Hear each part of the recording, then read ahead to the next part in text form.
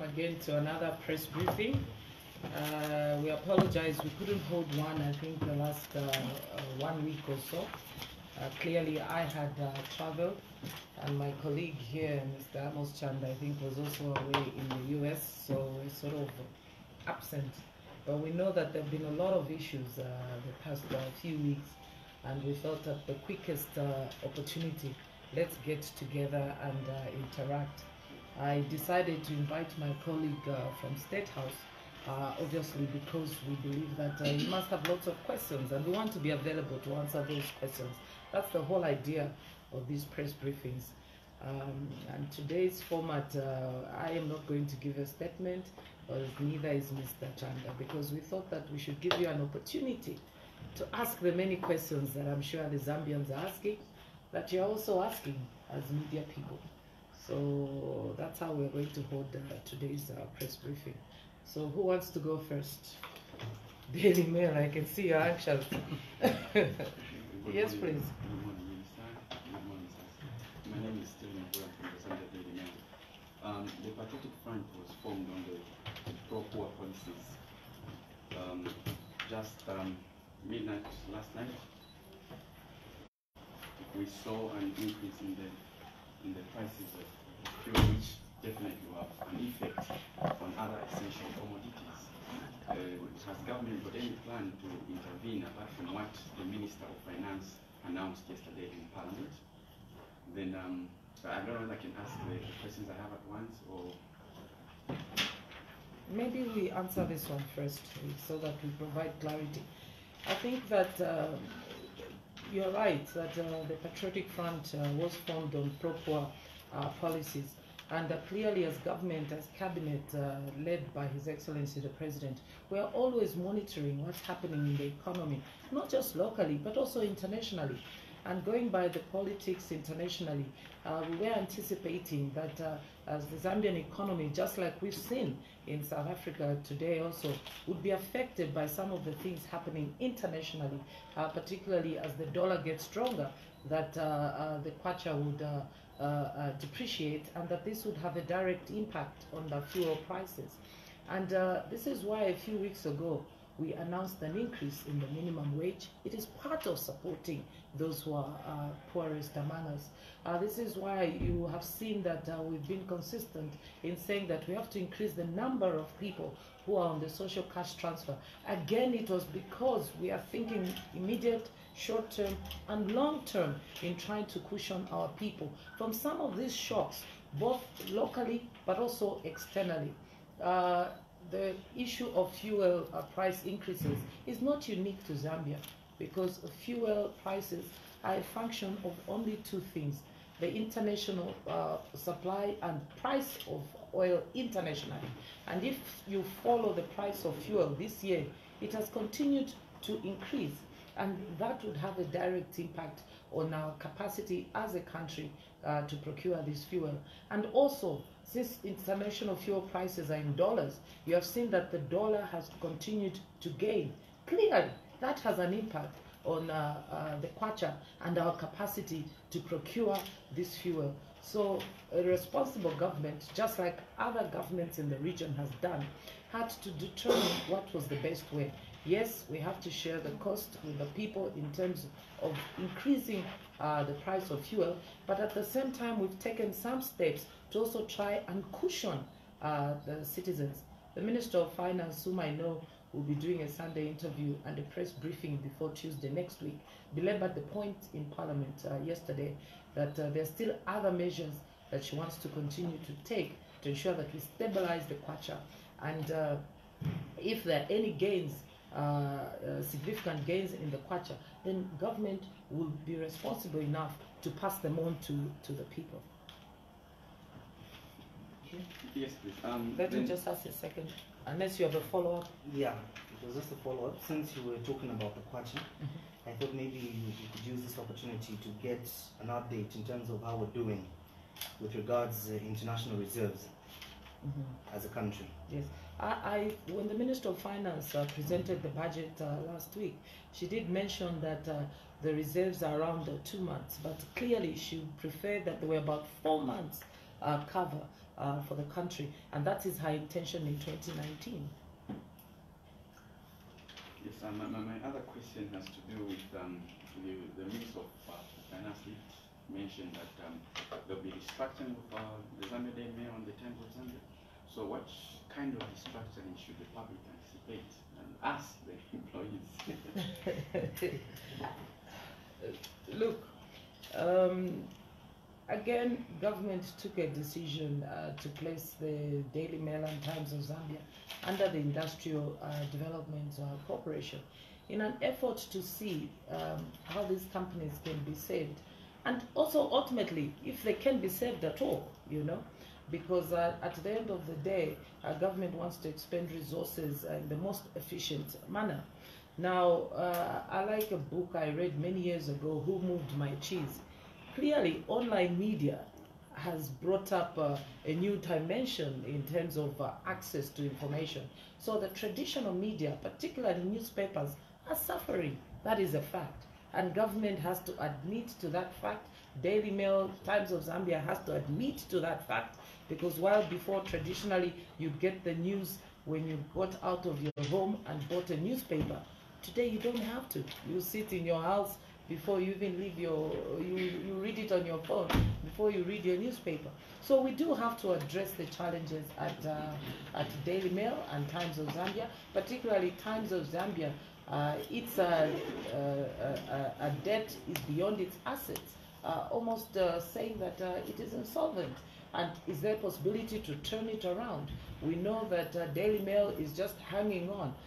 What should we do? It's a choice of, should we continue to get money from hospitals, from schools, from clinics to support the employees at Daily Mail or Times of Zambia? Or is there another way that they can be placed elsewhere and it's more efficient so that the other sectors of the economy don't lose out?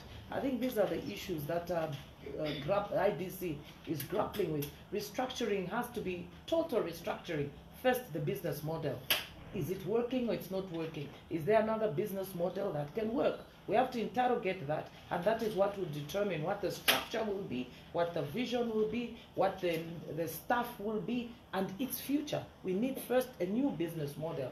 And IDC, I know, is working very closely with the management and the unions of Times of Zambia and Daily Mail to say, unless we change the business model, we are going to sink. Who moved my cheese? If somebody moves your cheese, you have to look elsewhere or make your own cheese. And this is the reality of a business environment where there's now technology, and what was traditional is being disrupted. So the structuring has to be total in terms of the business model first. We have to test the current business model. And since it's not working, clearly we have to think about a new business model. But will that new business model fit in this environment? I believe those are the discussions that are going on. Minister, if I may. Yes. Within the same group of IDC, there's been a success story of a company that has been successfully restructured, which is ZISC, broken up into several pieces, and it's now almost a viable business from a point of near insolvency where the Times of Zambia and Daily Mail could be. So to give you the comfort, the government is responsible enough to task the IDC to operate those businesses as businesses. As the minister said, when Minister Manakato is cutting expenditure, she wants money clearly where it matters. So the comfort is that is a competent administration which has a success story within the same group. Okay, we'll go back to you. Okay. Yeah, mine is just coming from the recent trip to China. Yeah, following the FOCAC, I think the Chinese did provide a platform where they, updated us on what transpired over there. But I think so far we've not heard. And my particular concern is on the debt restructuring meeting that was scheduled to take place over there. When are we likely to get to hear as to the outcome? Was it positive? If it was debt restructuring, to what extent with regards to the Chinese debt? Like I mentioned, I'm just coming from the office of the Minister of Finance. That's why I came late for this meeting. And one of the things I wanted to be sure from her was to announce to you that one, she's doing a Sunday interview program this Sunday, but number two, that she's actually doing a press briefing, because I felt that it was important that you speak to her as the responsible minister so that you don't hear it second, third party from us. So she has assured me that definitely before Tuesday, when she will be traveling to Bali, she's going to hold a press briefing, and she's definitely also appearing, all things being equal, on Sunday interview this Sunday. So I don't want to preempt those discussions with the responsible minister, because I think your question is that important that she should be able to address it. And if I may add, because of market sensitivities, you don't want debate on debt and within outside the context of what is going on, because those are loans which are running, some of them not yet. So you want the minister responsible to purely tell you what she discussed with her counterparts in there. But to give you the comfort is that the meetings in China were extremely successful. What the minister will be telling you, I think that is a success story. But what we can't do is to give you speculative information about that. Minister Maranje will also give a ministerial statement on the political aspects of the trip to China and New York. But the Minister of Finance has assured us that I think that she had constructive engagements. And if you see in a budget address, she did make reference to those discussions and said there will be no unilateral decisions, there will be amicable settlements and, on any issue of concern between the two countries. Yeah. The lady there? Thank you very much. Good morning, Honorable Minister. My name is Esna Tungu from Money FM Business Radio. From Money FM Business. Yes. So what I want to ask is also, I'll take you back to the fuel hike. This comes after you announced that you procured fuel from Saudi Arabia to cushion and to avoid a hike. So I just wanted to get your position on that. Well, I think that issue also has been explained many times by the Minister of Energy. And that is that Zambia, first of all, is not a country that produces oil. So clearly, we have to source oil from overseas. And in trying to source oil from overseas, we know the impact it has on the economy. We have tried to continue to see how best to get it landed in this country cheaply. I think the port that is used, Dar es Salaam, for most of our oil importations is close to 2,000 kilometers away. I think 1,900 or so kilometers away. So there are a lot of cost considerations. When His Excellency went to Saudi Arabia, which was about 2 years ago, one of the things that were discussed there was putting in place a government-to-government arrangement to provide at that time fuel to the Zambian government, which was going to be cheaper than the fuel elsewhere at that time.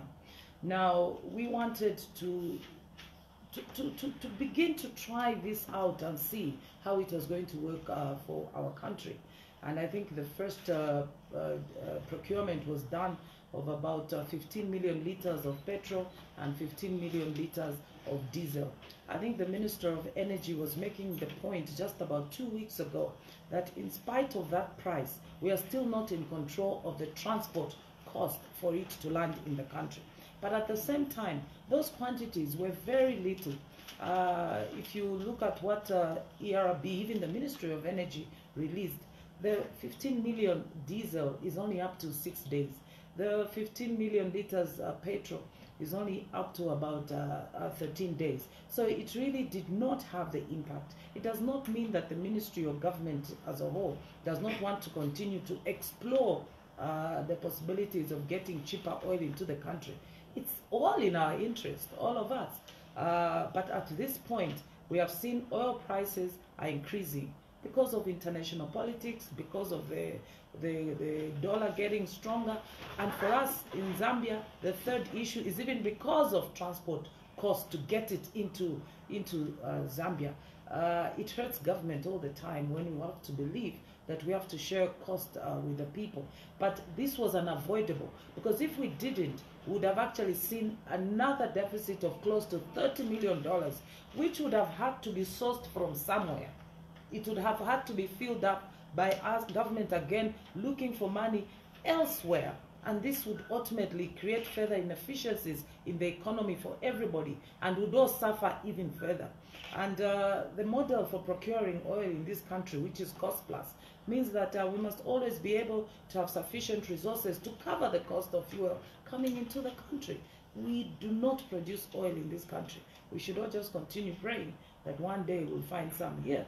But at this time, the international supply and oil prices, the exchange rate with the dollar getting stronger, those are external shocks that no government can stand. We just have to take them into consideration and say, okay, if this was the reality, what's the worst price can go, but what's the most we can do to cushion the citizens? And that's why it's not unique to Zambia. It's not unique. You saw it in the neighboring countries also. They've also increased fuel prices today because the international the dollar rate, the dollar is what is used to procure fuel, and all the countries, we bench our currencies against the dollar. So it's not a unique situation to Zambia. I think this is affecting many countries because that's just the way the things are. So the Saudi oil, though it came, could not have had that much impact. First, it was very limited quantities. Who hasn't asked? The lady first. Just to write to a question. Yeah. My name is Miriam from New Zealand. Yes, please. I just want to find out, you just confirmed that the fuel that was gotten from Saudi Arabia did not have that much impact. We understand that this oil deal was about $20 million US dollars. But my question is, why did government have to spend that much money if the deal wasn't going to have that much impact? Couldn't the money then have been allocated to other needy areas like the sinking fund, where it could have had a much meaningful impact? Even if the fuel quantities were cheaper, it was still meaningful because the oil even if the fuel quantities were lower, the expenditure was still meaningful because it was much cheaper. We spent much more on oil than that for the same amount of liters. So the issue was that there was an opportunity, even if it was limited quantities, but there was still an opportunity to get oil at that time cheaper than elsewhere because it was a government-to-government deal. And it continues. That is a revolving arrangement. Yes. It doesn't even stop. Minister Nkua tells me the second consignment is actually still coming. It's still cheaper. Maybe the best way to put it, the best way to put it is that probably the price increase of yesterday would have been a lot worse. Probably. Yes. Yeah. The minister is making a point that it was still worthwhile. The impact is not as you might desire, but it's still worthwhile because it's still cheaper than the commercial arrangements, which is non-government to government. The idea is that that fuel at $20 million for those 30 million plus liters is still cheaper than anywhere else because the Saudis decided to give it to us at a preferential price. Right. And the idea is that when it comes in, and we pay that to 20 million, another consignment comes in. And the impact, even though it's not really felt because people expected the price of fuel to really drop, but the impact is still that if it wasn't there, this increase would have even been much worse. We have to pay for the fuel. I mean, it can't be given to us for free, but the Saudis gave it to us at a preferential price. So it's a revolving fund. When that fuel comes in, we pay that 20 million, we get another consignment. So it just keeps going round and round. When is it likely to be in, the second consignment? I think that it was just recently that Honorable Nkua was saying it's already in the high seas and it's expected any time. Okay, I'll come back to you. Yes, please. Yes, ma'am. Stephen Zani from Times of Zambia. I'd like to get a comment on reports that about 80 officials from Ministry of General Education have been laid off due to a late misapplication of donor funds. Mm-hmm. Yes, there were some reports last week, so I'd like to get a comment from you, an official comment on the matter. I believe the position is that not that they've been laid off, they have been suspended. I think that is the official position, and this is pending investigations that the Minister of Finance initiated in terms of internal audit queries And she was very clear when she presented the budget last Friday that she's awaiting this report for her to make, for government and herself to make recommendations. I think that is the official position. Yes, I can add, Minister, that further to that, I can confirm that His Excellency has approved the recommendation by the Auditor General that the Permanent Secretary, Mr. Tukombe, proceeds on administrative leave to allow for this investigation. So I can confirm to you that the Auditor General did author that report last week and made those recommendations. So when you are debating and when the President is laboring to say that he's going to stick by the rules and abide by the presumption of innocence of any individual, no one is going to push him to say this one has been suspended, tomorrow is going to jail. There's been a facade before in this country where the fight against corruption is on the ante. You know. The Auditor General gave him a report last week, and he has said, in line with the recommendation, Mr. Tukombe must proceed on administrative leave. Again, I must stress to you that you must hear what we are saying, not what is in your heads. No one said Honorable Kavanshi has been dismissed because of corruption. We announced, both myself and the Minister, that the President has made a decision to relieve Honorable Kavanshi of responsibilities and appointed a new minister whose terms of references were very clear. You cannot go there and then come and say, but why did you fire Mrs. Kavanshi when the money is intact?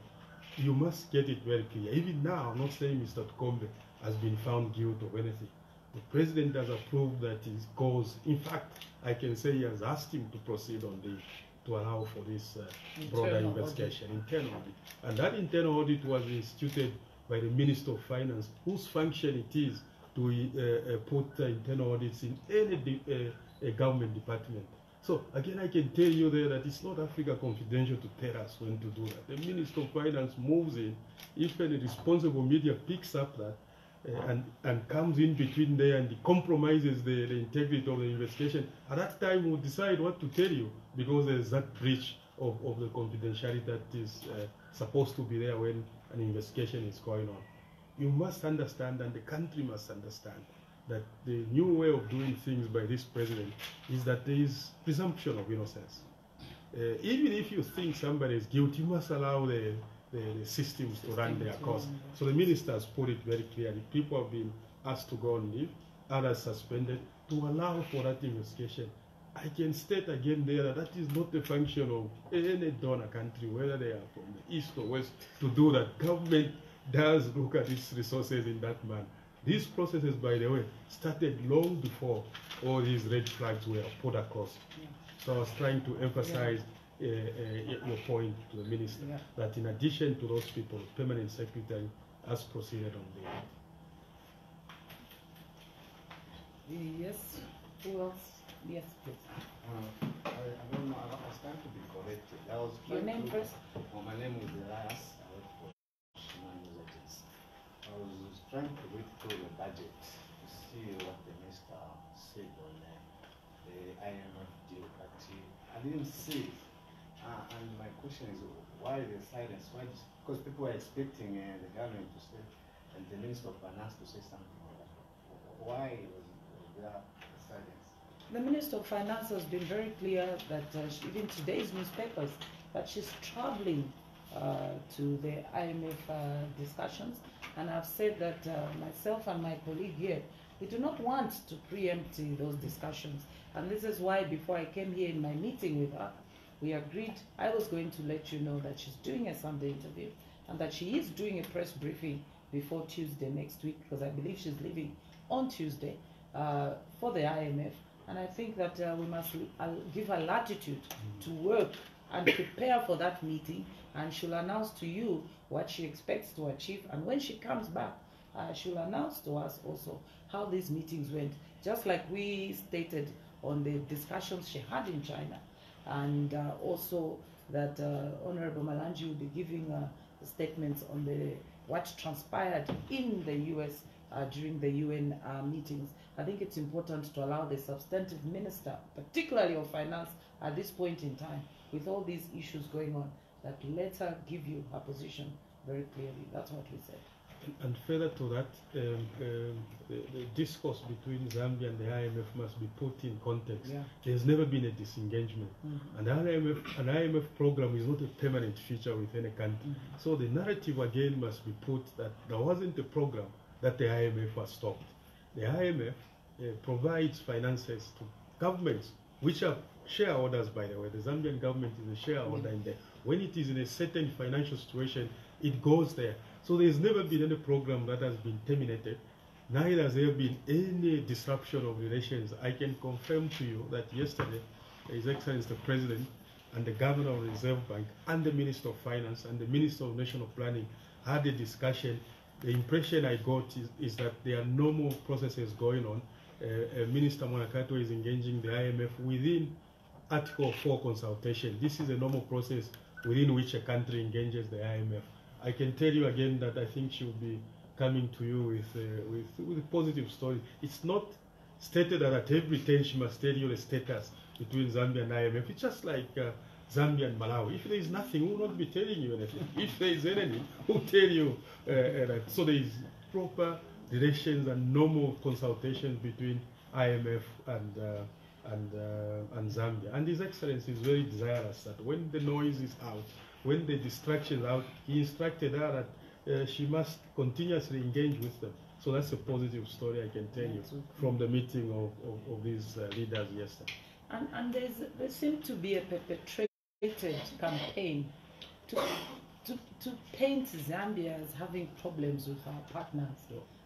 There is no problem with our partners.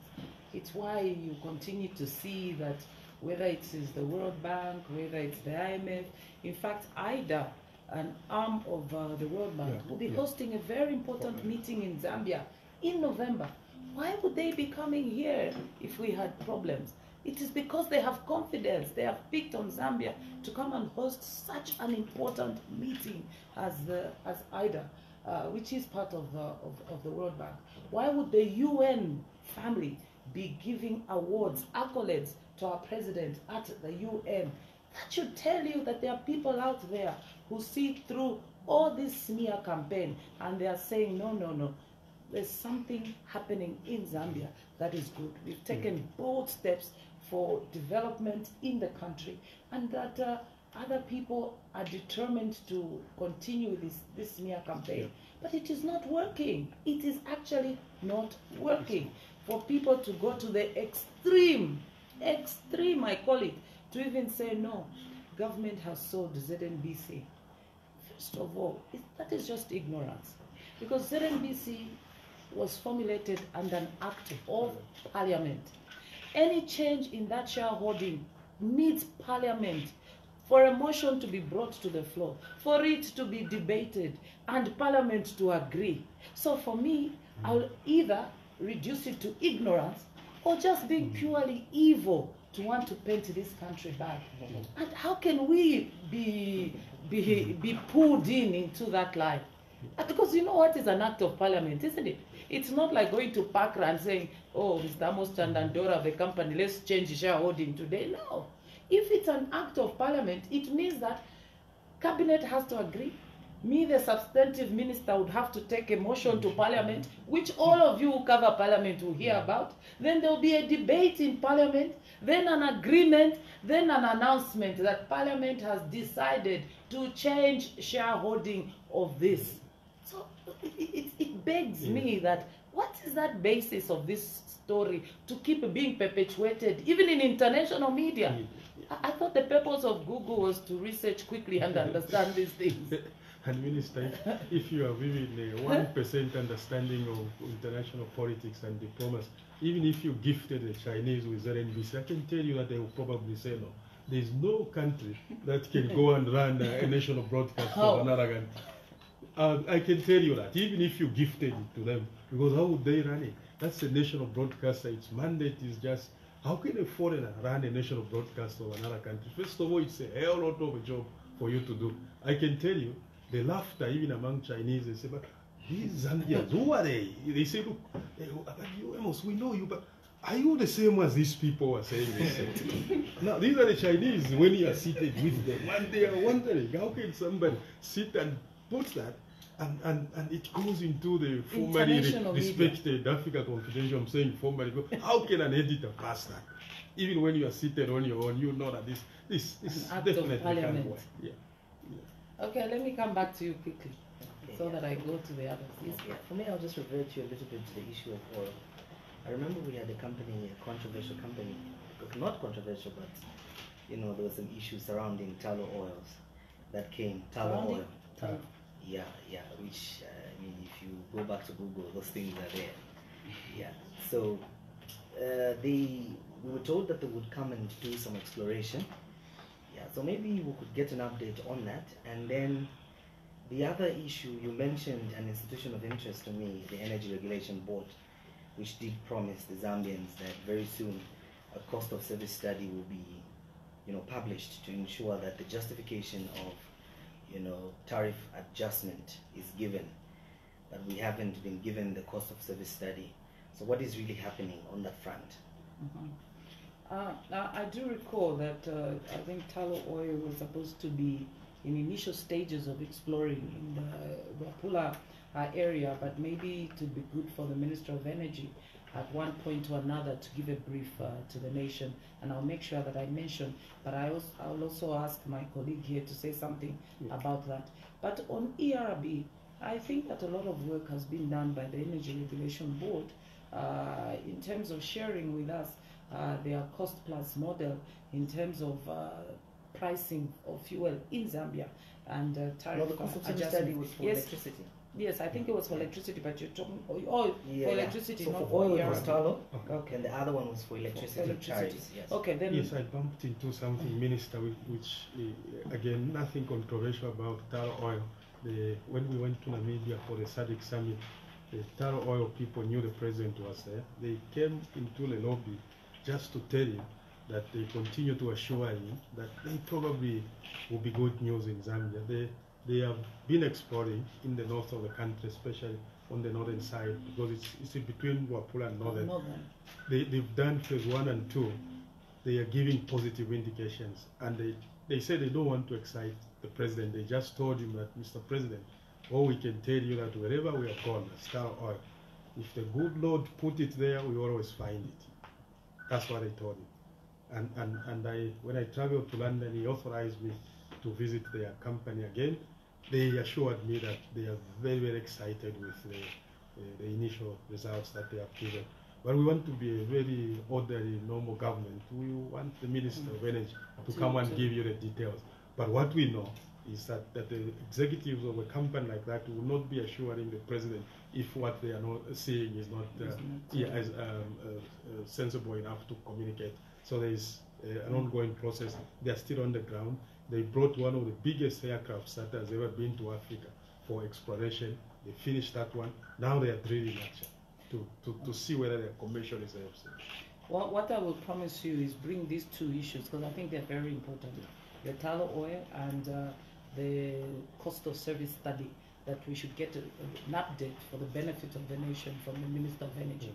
I'll actually indicate to him this afternoon that I think he needs to do a statement to the nation and a ministerial statement in Parliament so that we can all benefit where we really are on these two issues. The lady here.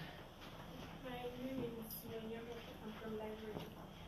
You've made it pretty clear in the recent past that the Office of the Auditor General remains operational, even after the resignation of the previous one who was acting for over 2 years. We can't take away the fact that the Auditor General is really important. So how soon do we see the appointment of an Auditor General? I'll ask. The Auditor General is appointed by the President, of course, with the necessary procedures, parliamentary procedures. Unfortunately, it's not the fault of the President. If that stringent procedure that the Constitution has imposed on him has to be followed, it has to be followed. So the name has to go for scrutiny. Parliamentary Appointments Committee will do that. Then the Audit Service Commission and all that. So once all those procedures are done, the President is very eager. He has been very frustrated, I must tell you, in the last 3 years, that he's unable to effect an appointment. Because again, the Constitution that we gave ourselves imposes these legal and constitutional restrictions on him, what he can do. maybe I can use this point to share with you a bit of his frustrations that we Zambians must be clear what we want. Do you want an executive president? Do you want a titular president? So if you impose these stringent measures, you cannot turn around again and say he kept the position vacant for 2 years. If you say the Auditor General shall, as the Constitution says now, shall retire at 60 years, would it be prudent for a head of state to appoint an Auditor General who is 59 years old into a permanent position? Would that be the prudent way of, and he has a lifetime pension? So when the president as chief executive of the country is seated, he looks at all these things, which is why when I was speaking on radio one time, people said I was rude by saying government does not operate like a radio or newspaper. That's exactly that. It's a much more complex operation that it has to balance all these things. So the president is very desirous to see an Auditor General, but I can tell you what the substantive Auditor General can do, an acting Auditor General can do. He has just recommended the suspension of a permanent secretary, and the president has said, so be it. This is the institution of, even the minister talked about it, fighting corruption. I think it was 3 press conferences away. It's not about shouting at the ante. It's how much faith and confidence we give to these institutions that we have created. The office is functional. Yes, I think the lady first. My name is Chanda from ZNBC. I just wanted to get an update from Mr. Chanda. Last time he informed the nation that the government was working towards paying the money, the modalities, paying back the money that was meant for the social cash transfer to the donors. So I just wanted to find out if that has taken place. I briefed the minister, she can tell you. I can confirm that this has actually been done. Look, this was a request from themselves, the cooperating partners, and we have obliged and refunded them this money. Our 75% of this program is continuing. We continue to disburse. This was the instruction by the President, particularly to the new Minister of Community Development, that our people should not suffer, and let's continue to find ways to ensure that we expedite disbursements, that we avoid all the leakages, and ensure that the targeted citizens actually benefit. So that has been done, and it was at the request of the cooperating partners in this program. Yeah, it was done on Monday, to be specific, and the amount is £2.7 million, and the refund is to DFID, because DFID with British government requested that. So when you say donors, be very clear. Yes, it is. Because there are many donors in Yes. that. So one donor requested a refund, and that refund has been effected. And again, maybe Minister will be upfront to emphasize to you that no government money has been used to refund. The refund is just what it is. You give me 10 kwacha, and then you say, give me back that 10 kwacha. It's the actual 10 kwacha that was given. Is that clear? Yes, my friend. Good morning. Good afternoon. Mike Sitola from Radio Phoenix FM. I wanted to find out from Mr. Chanda. You did indicate that when Honorable Kalanshi was relieved of her duties, you had indicated that the president had was made aware that there was something happening about 4 months ago. Yes. And he instructed. And you also indicated that the secretary to the cabinet was issued with a directive to issue a statement in the next 1 week, and we have not heard from him. Now, with what has transpired, where you again issued a statement to say Honorable Kalanshi was not taken rid of her job for corruption but on administrative purposes, does this change the course of action as was directed to the Secretary to the Cabinet to issue the nation with what really transpired in terms of how the Minister of Community Development was handling the process of the social gas transfer? That is number one. Secondly, may I suggest, I think let him answer this first, so that we provide clarity once and for all. Thank you for that narration, which, if I go back to my school textbook of discourse analysis, we are trying to insinuate that there have been inconsistencies, but we have actually provided the proper narrative of how consistent we have been. The Secretary to the Cabinet was never instructed to issue a public statement, was instructed to undertake an administrative inquiry and report to the President. Now, this is the sophistication of government I'm talking about. The same day, the Secretary to Cabinet began to accelerate his reports to the President. The same day the instruction was given. So he's been reporting ever since. Which is why, quite clearly, the actual amount which was alleged to have been stolen, I don't want to mention who alleged, you people covered a diplomat who said the money has been abused through fraud and corruption. The Secretary to the Cabinet says, Your Excellency, there is actually no money stolen with regard to DFID. This money is, that's why we know exactly where it was. And when I was in New York, I was made aware of the nation making some revelation. You decided to believe the Africa Confidential, but I think the nation on its own went as far as producing a bank statement. So that was done. The administrative inquiry is still ongoing. The Secretary to the Cabinet is reporting to the President. The President had called in DEC and anti-corruption. They are operating. It doesn't change the course of action. Me and Minister announced that the President had removed Honorable Kabanshi. That is an administrative action. As you know, the President is not a criminal justice agent. The DPP and the IG are people who administer the criminal justice system.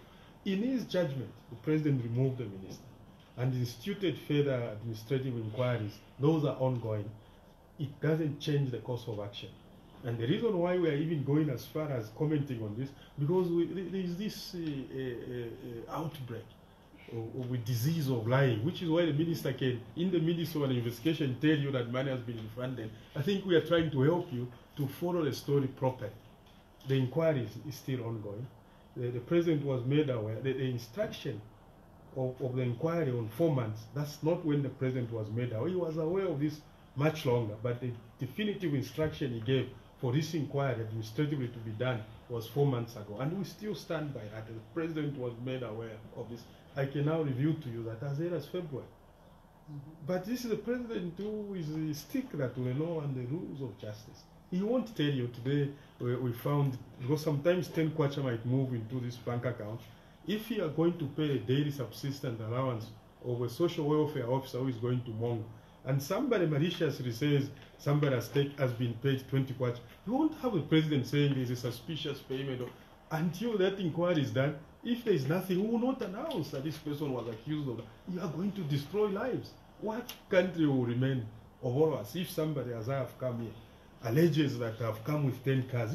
The President won't suspend me because somebody has lied that 10 cars have come. So that's the nature of the administrative inquiry. So it doesn't change. We are very consistent on it. The President is receiving reports every day. The Secretary to the Cabinet will, at an appropriate time, if need be, issue a comprehensive statement, because he's the one that has been tasked to deal with the donors.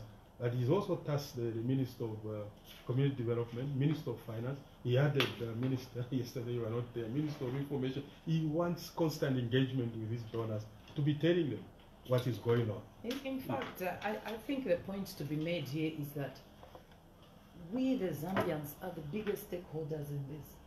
We, the Zambians, are giving 75% of this money to our people, because we recognize that some of our people are vulnerable. And it is why, if there were any issues as far back as February, within government, these is discussions and investigations by the internal auditors began. Now, we don't have to come to the media and say, report what happens in government every day. This is what happens in government every day.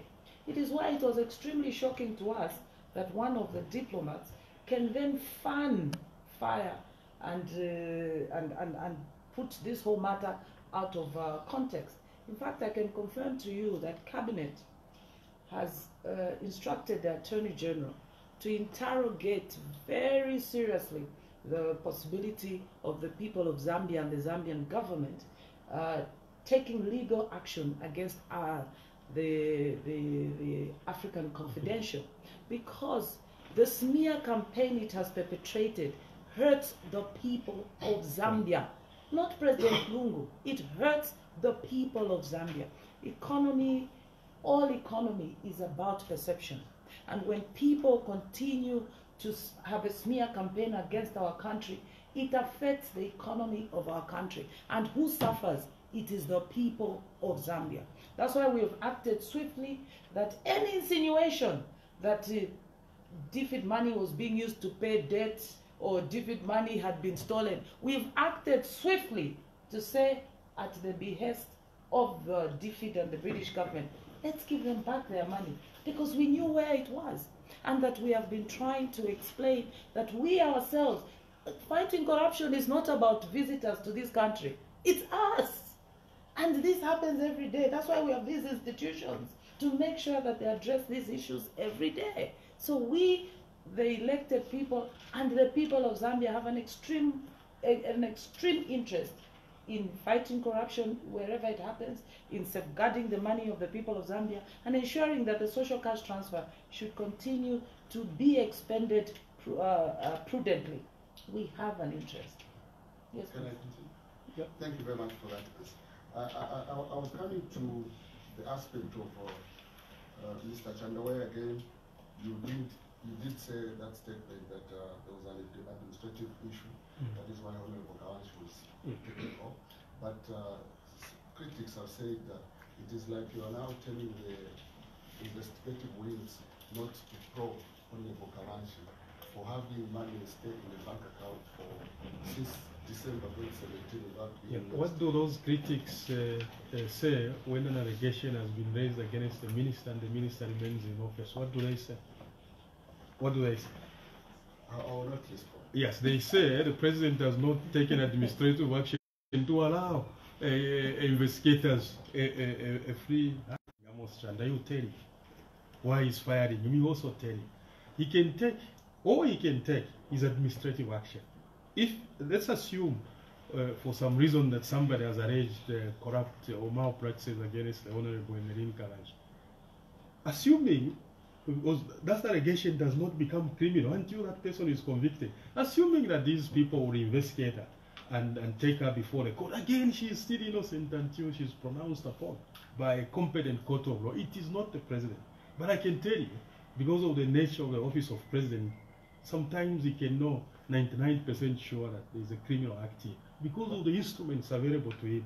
In this case, allegations have been made very wildly for that matter. There could be administrative inefficiencies. The president can remove a minister for administrative inefficiencies. Is that not suitable? If money is in an account, for instance, I'm not saying, again, this relates to the case of the Honorable Kawanshi. If, for instance, 10 cameras have been bought for ZNBC in order for it to cover the country properly, and Minister Siliya keeps those 10, and there's a blackout, she can be removed for that.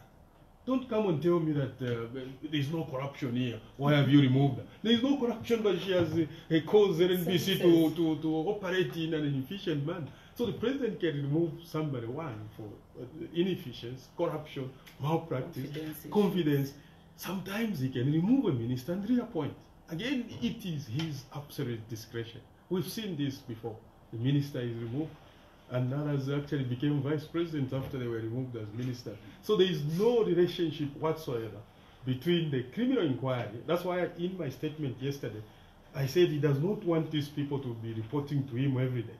The DEC, he told them, I have taken this action, there is an interest, a matter of interest to you, moving anti-corruption. In fact, he was not telling them to move it, he was saying, this has been brought to my attention. Is there anything I must know from you? Then two agencies say, no, the ones who have been probing, it's this one. Then they say, oh, you may want to take interest. So there is no instruction to move against somebody or not to move against somebody. Administrative actions by the president helps to smoothen the process. Then yes. Other people have been saying, why is it that the PS at the Ministry of Community Development has remained? And you have just informed us about Mr. Kobe being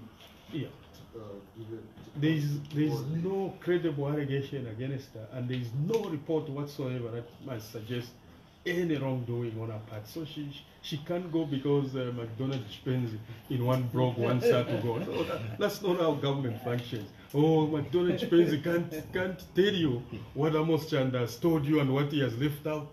For God's sake, he knows nothing, close to nothing about how government functions. You see that? That's how it works. If, for instance, today, as ministers told you, Minister Manakato instituted an inquiry in the Ministry of Community Development. If any of that suggests that the PS will be an obstruction to that inquiry, the President will be informed and the decision will be. Again, I must tell you that this tsunami of lack of faith in government, where is it coming from? That there should be more faith in a blogger, malicious blogger there, and less faith in a government minister or a presidential spokesperson.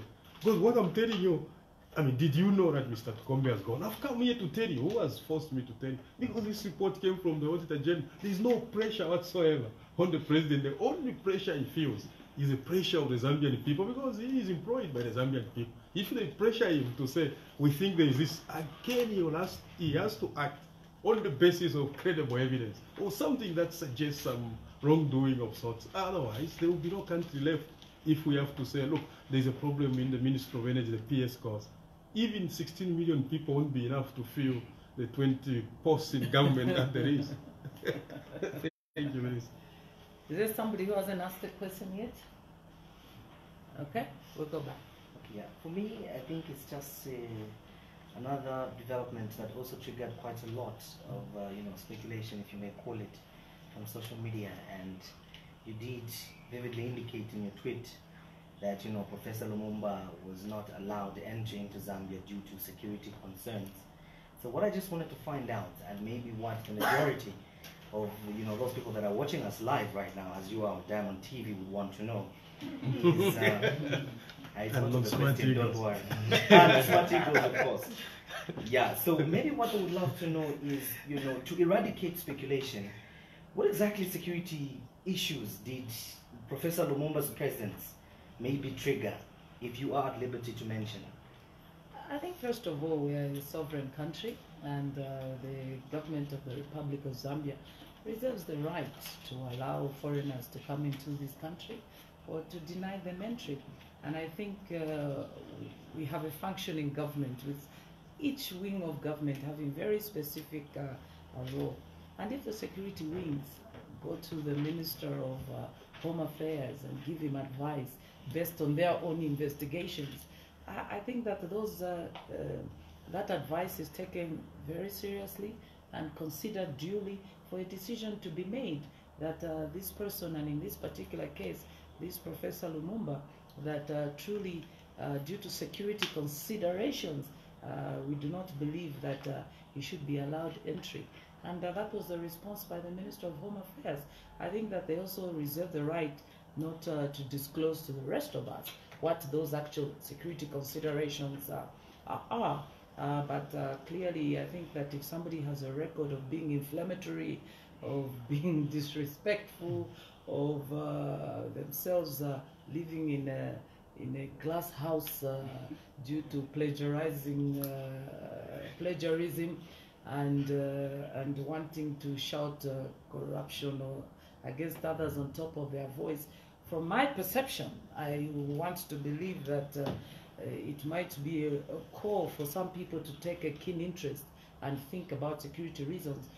That is what I am saying. But the security reasons, the security wings don't have to share with us their reasons for security considerations. They merely inform, and the Minister of Home Affairs has to take his best judgment with the information he's presented, because government has levels. The President receives certain information, the Minister of Home Affairs, who's part of the security wing, receives certain information. My job and my colleague here is to share with you the best of the information we've been given, and sometimes we might not be given all the information, but we'll share with you. That's what is important, that this person has been denied entry. And this is not a unique practice to Zambia. Even Zambians have been denied entry in other countries for whatever reason, and those countries don't have to share with us all the details, but they'll just announce that we think this person is undesirable. So it's the same situation here. There's nothing unique about Professor Lumumba as far as we are concerned. He's just another person that wanted to come to Zambia, and at this point in time, to the best of the judgment of government, is that he was not desirable. And he can add. Yes, the Minister of Home Affairs is the minister responsible for national security. Again, if I will not persuade you, but I will not force you, but I can persuade you that there must be a certain level of trust in government and in ministers. I don't think Honorable Kampiongo wakes up every day and deports people and stops people. He is the minister responsible for national security. I can tell you, even myself, I've been called by his people. He's aware, and they call me. And they tell me not to proceed to a certain destination where I'm going. I would be very foolish. Now, this is the minister responsible for national security. He's even abroad. Then he sends policemen to tell me not to go to long acres or hot places. How has he arrived at that? I mean, he doesn't stay looking at Amos Chanda. There are 16 million people. Why would he make that call? So this is the minister responsible for national security. Now, national security can be defined in many ways. If a Kenyan professor wants to use Zambian soil to insult President Uhuru Kenyatta, that is unacceptable in diplomatic terms. First of all, maybe you'll be arrested because an archaic old law still exists that prohibits a person insulting a foreign head of state. So why do you want us to give? We have a backlog of many cases before our High Court judges. We don't want another foreigner to add there. First of all, police may arrest. So to prevent that, and then maybe you send him away. If a guy, and again, we can't tell you that this is the basis, but the state is very big. Yes. If they got excerpts of what he was going to talk about and add to the incitement of xenophobic rhetoric against the Chinese, well, Honorable Kampiongo will act in his best judgment. Again, we are giving you a general picture because the national security reason was given. We can't tell you, but I can tell you some of the things I'm telling you are close to what was a basis for Honorable Kampiongo made a decision on. But in international diplomacy, it is a rule of thumb that if there is an element that you genuinely suspect is going to abuse another head of state on your territory, that element will not be accepted. If I go further, even in open societies like the European Union where there are no borders, the reason why you arrive at the airport and even though you are not required to use a visa and you're still required to report to an immigration officer is precisely to determine whether you can enter or not. Visa allowance is discretional on the immigration officer, and if there is one minister with wide discretion about a decision, he's a minister of interior, the minister of Home Affairs. He can make a discretion to allow this one in or not. Yeah. Yes, last time, Honorable Siliya, we had an online issue with the ambassador for the British High Commission. I wanted to find out whether, as government, you've taken concern in terms of what I can call misinformation to the public over what His Excellency Cochran did to say no, government has misappropriated money, when in fact it was not the correct position. Are you taking any action as government? First, I don't have an online issue with the British High Commissioner. I am accountable to the people of Zambia. I think it's been quite of concern to the people of Zambia and the Zambian government to see the change in tone by the British diplomat saying one thing and then it is toned down. We've also monitored. But I think that these issues are dealt with within the diplomatic realm, and we have a Minister of Foreign Affairs, I know, who's active on this matter at the moment, and hopefully sooner or later he'll share with us these issues as far as they relate to the British High Commissioner. There are rules that relate to how diplomats behave, and if you recall at my last press briefing, I belabored the point that I cannot answer defeat based on a report they gave to African Confidential, because it has not come to government officially, and until I know officially, I'm not aware, because for me to be aware, it must be within the realms of government. Like she's aware now that they wrote, yes, and they have been refunded on the basis of their latest. I can't just say, oh, it's in Africa Confidential, yes, it's true, because if within government we have not discussed this matter, or I'm not aware within the confines of government, I have no obligation to be answering some publication elsewhere whose agenda is not the agenda of the people of Zambia. So until within government now, we've understood that DFID did make a request and insinuations about the resources provided to the cash transfer, and that government now, I can confirm, that has acted and provided information that this money was here, and because of the issues that were going on, it was kept here, and whatever issues, and now it can be refunded, and has been refunded as of Monday this week. Now it's within government realm. So for me, I think the Minister of Foreign Affairs has taken a strong note of this tendency, and I am sure he's attending to it, and we'll ask him very soon to share with you. Is that the last one? Are there any more questions? Is that the last one? Okay, first let's start here. Okay. Yeah, mine is, I'm thinking China definitely, is not a bad, country as per se, but as a cooperating partner to not only Zambia, but the majority of countries out there. What I want to know is China has a policy that should govern relations with Africa.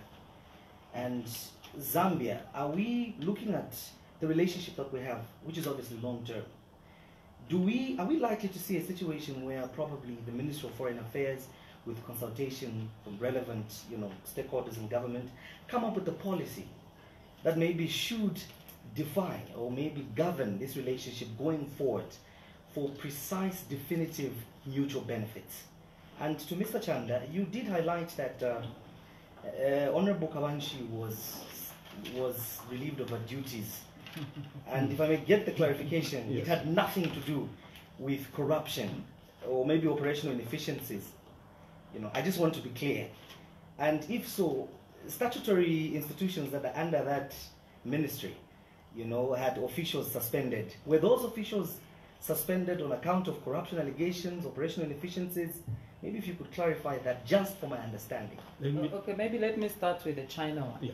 I mean, look, Zambia has many friends beyond China, and these relations are governed within bilateral arrangements or even multilateral arrangements. So our relationship with China, which goes as far back as 1964, is very well defined as bilateral between Zambia and China, and also multilateral as we meet within the FOCA framework. So it's very definitive. We just do not have a relationship with China which is haywire and we don't know what we are doing. And this applies to a relationship with any other country, it be Malawi, Zimbabwe, South Africa, the United States. We have a foreign policy which applies to our relationship with all foreign countries, both at a bilateral, one-to-one, and at a multilateral when it's a regional grouping. So let's have that on record. These relationships are very definitive and governed within our foreign policy, anchored in the Ministry of Foreign Affairs.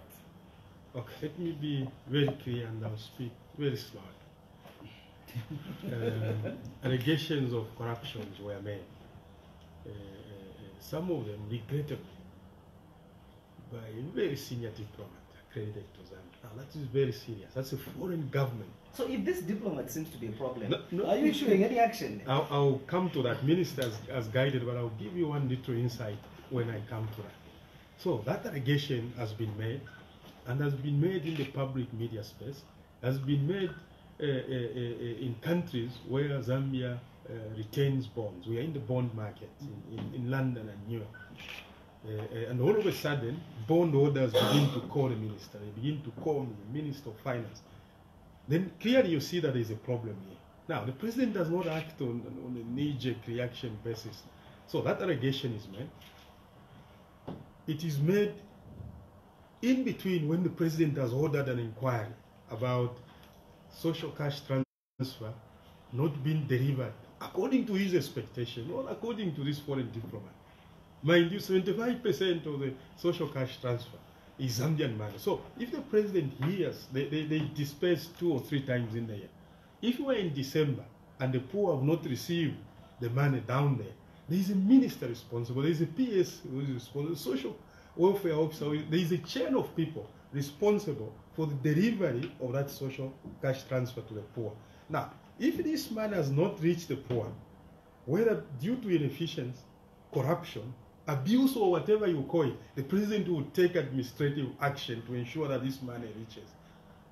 If the investigation now proves that the junior officers were corrupt, at that time the president will confirm that these people will now either be suspended or fired or prosecuted. State House will now confirm to you that in fact Honorable Kavanshi has been arrested because it is not for the president. He does not have an allegation of corruption against the Honorable Kavanshi. I'll say this again. That does not mean that I'm instructing now the law enforcement agencies not to investigate her if they want. He is given the leeway. You see, be careful what you ask for.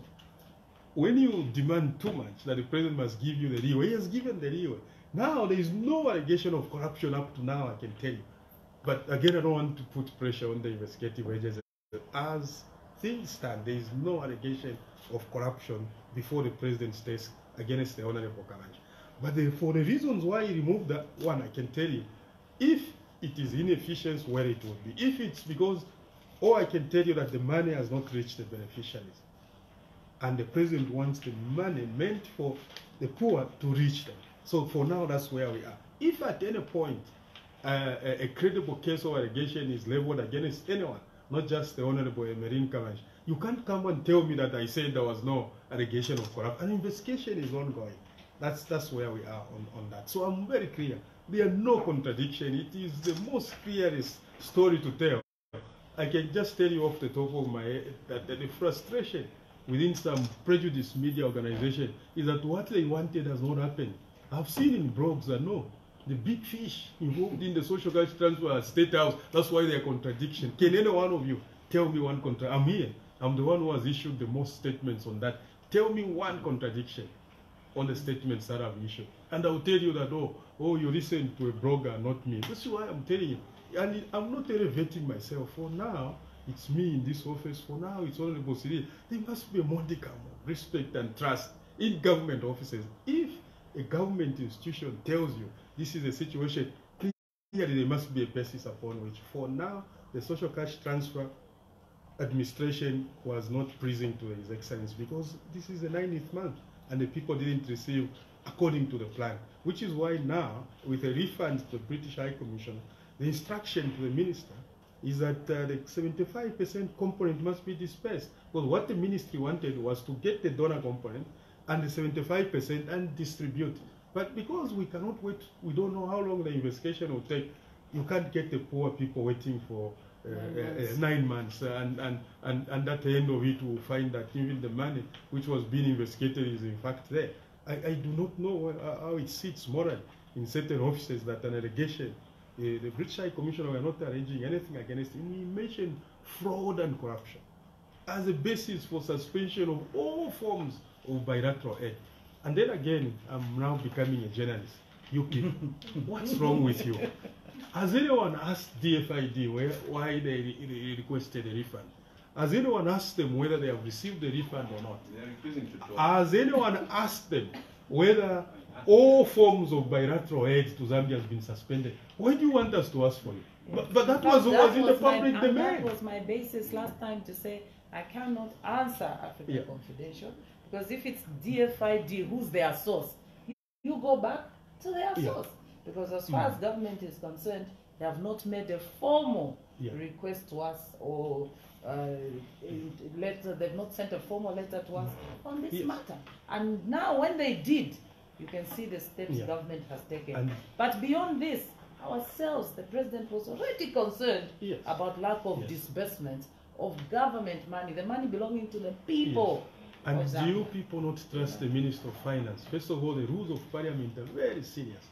If you provide misleading information on the floor, it is so serious you can... Minister Managato went to Parliament. In the ministerial statement, she says DFID and British government provide support in 16 areas.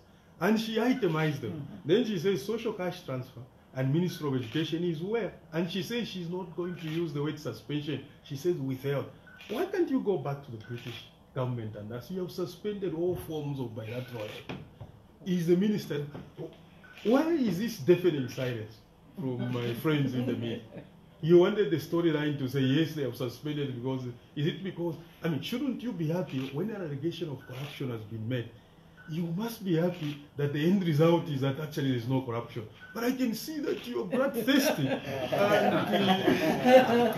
Mr. Mpombo said Your minds are pregnant with ill wish. You wished it was the story that. No. These are everyday issues. So why are you not asking those questions? No, but you know, like, why are you not asking the like Stephen has highlighted, Mr. Chanda? Sometimes we. Why is there not a story that they are not talking? Isn't that a story that they are not talking? Yes, yes. Because the government was not talking, yes. You say they are not talking. The tweet was in the public domain. And why are you not talking to the Swedish? Do you know that it's not just the British involved in that? Why are you not talking to Finland? Yes. Is it because the narrative, you know, when you are an actor or when you are a TV prosecutor, you do a script. So I think the script has gone the wrong way. Is that where we are getting this? It's been caught off guard by the script, yes. You know. And let me share with you something, because I shared this with the British when I was talking to them in confidence, but I think they wouldn't mind this. They came to tell you that the Office of the Auditor General is under pressure from State House and other institutions, which is why they are not answering queries properly on social cash transfer. This, again, when we tell you, we are aware of this. Now, this was made known to me 4 months before this decision. So, the end result of the administration of social cash transfer is that there may be suspension of aid. And they are talking, because we do sometimes, she'll stop being a minister and meet a British diplomat as friends. Now, I have cleared this with the president, so I can talk to you about it. So we may suspend this. So when I'm telling you we knew about, why are you doubting?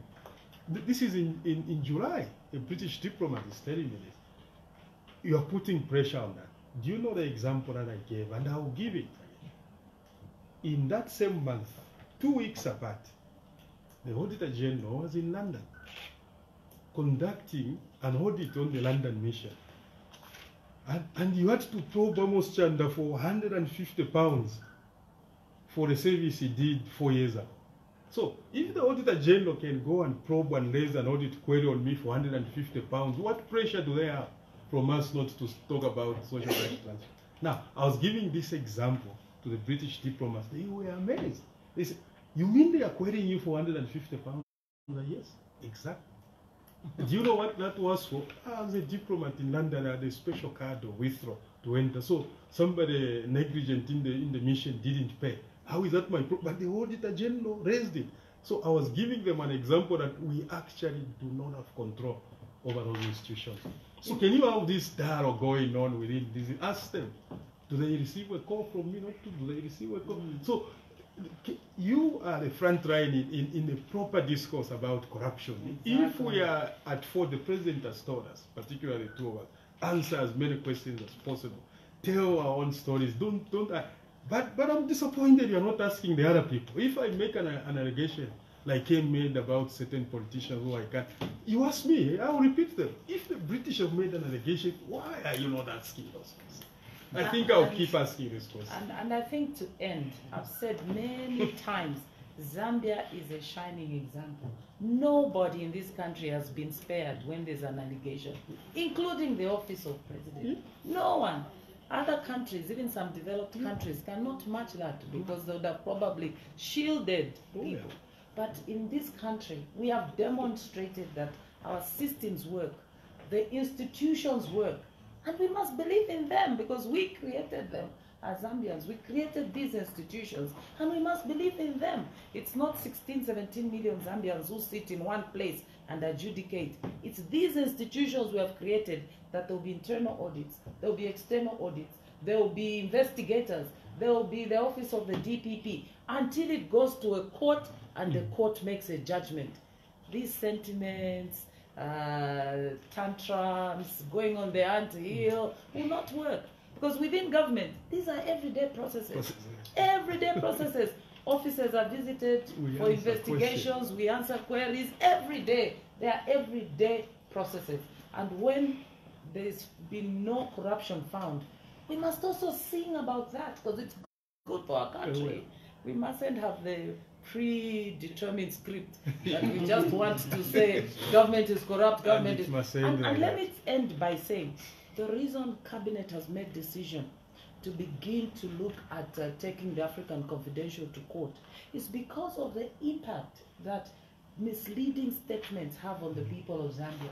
We are in the bond market for a long time, as he's saying, even in the UK.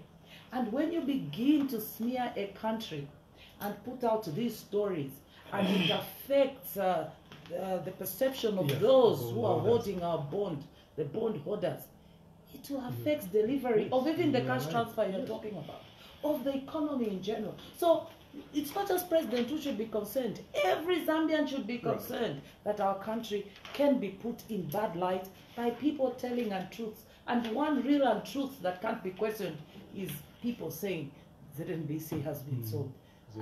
Even I want to ask you, the journalist, that surely, if you know what an act of parliament is, you'd have been the first ones to say that's rubbish. You'd be the first ones to say that is unthinkable. So let's work together. This is our country, all of us, not just politicians. All of us, it's our country. And we are counting on you, like he has said, to be the real people's front line. To be the real people's front line. When you start seeing such fake stories being reported in Kenya, in South Africa, on the international blogs, and nobody is coming out to say, especially among the journalists, that we know this is not possible. It's only Zambia that's being hurt as a country, and it's our country. Let us protect it, and we'll be available. I think I'll encourage inviting my colleague to come here once in a while, so we can do this often, so we can clear a lot of issues, because our job is to make sure that we give you as much information as possible, and that's what happens in a democracy. So thank you so much for coming. Yes, please. I just want to make one Update. announcement. The President has appointed Mr. Bon Kapeso as Deputy Inspector General of Police, and Mr. Malcolm Talimlenga, his contract has not been renewed. Mr. Diamond Rikashi will take over from Mr. Bon Kapeso as Commissioner of Police in the Southern Province. Yeah, he will be sworn in. The changes are with immediate effect. Then the swearing in will take place within this week. Thank you. Thank you so much for coming.